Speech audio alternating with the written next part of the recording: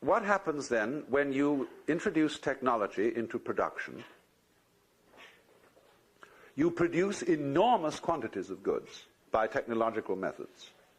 But at the same time, you put people out of work. You can say, oh, but it always creates more jobs. There will always be more jobs, yes.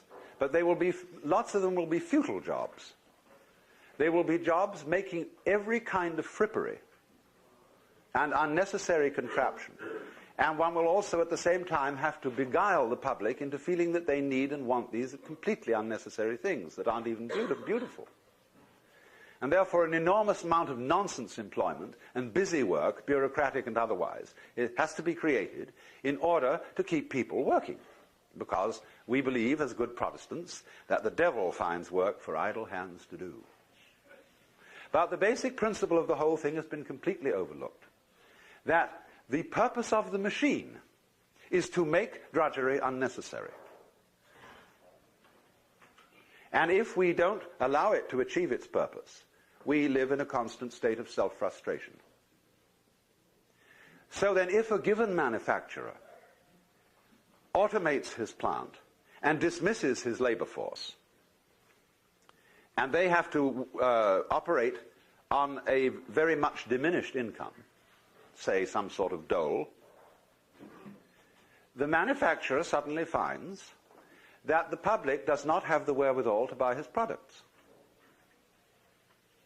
And therefore he has invested in this expensive automative machinery to no purpose. And therefore, obviously, the public has to be provided with the means of purchasing what the machines produce. But people say, that's not fair. Where's the money going to come from? Who's going to pay for it? The answer is the machine. The machine pays for it. Because the machine works for the manufacturer and for the community. This is not saying, you see, that this is not the statist communist idea that you expropriate the manufacturer and say you can't own and run this factory anymore, it is owned by the government. It is only saying that the government or the people have to be responsible for issuing to themselves sufficient credit to circulate the goods they are producing, and have to balance the measuring standard of money with the gross national product. That means that taxation is obsolete, completely obsolete. It ought to go the other way. Theobald points out that every individual should be assured of a minimum income.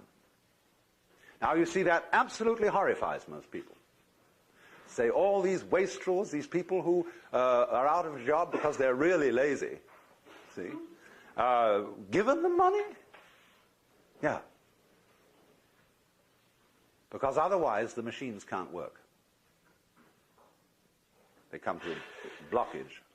This was the situation of the Great Depression, when here we were still, in a material sense, a very rich country, with plenty of fields and farms and mines and factories, everything going. But suddenly, because of a psychological hang-up, because of a mysterious mumbo-jumbo about the economy, about the banking, we were all miserable and poor, starving in the midst of plenty, just because of a psychological hang-up.